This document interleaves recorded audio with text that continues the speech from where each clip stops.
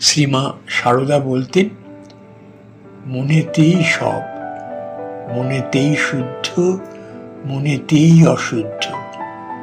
অনেক সাধনা করলে, পূর্বজন্মের অনেক তপস্যা থাকলে তবে এই জন্মে মনটি শুদ্ধ হয়।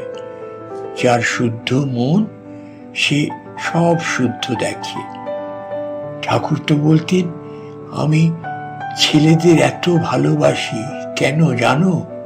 ছেলেবেলা তাদের মন 16 আনা নিজের কাছে থাকে, ক্রমে ক্রমে ভাগ হয়ে পড়ে।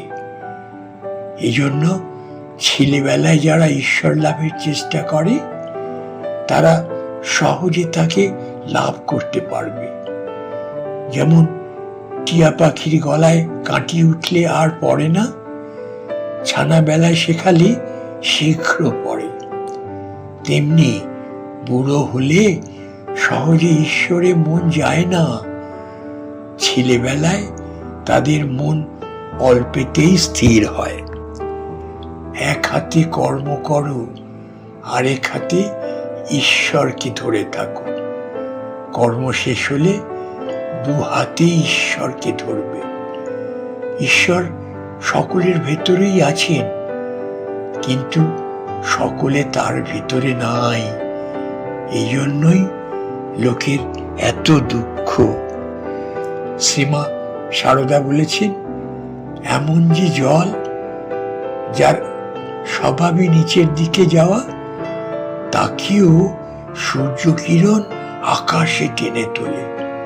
তেমনি মনের তো স্বভাব নিচু দিকে, ভোগে বাসনায়, তাকেও ভগবানের কৃপা ঊর্ধ্বগামী করে। যখন দুঃখ পাবে, আঘাত পাবে, বিফলতা আসবে, তখন নিশ্চিত যেন আমি তোমাদের সঙ্গে রয়েছি। ভয় পেও না, হতাশ হও না বাবা। আমি থাকতে তোমাদের ভয় কি? আমি তোমাদের মা, সত্যিকারের মা যেন। বিধাতারও সাধ্য নেই যে আমার সন্তানদের কোনো ক্ষতি করেন।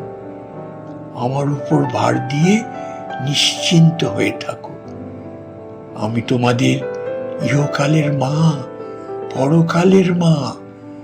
আমি তোমাদের জন্ম জন্মান্তরের মা। আমি মা থাকতে তোমাদের ভয় কি?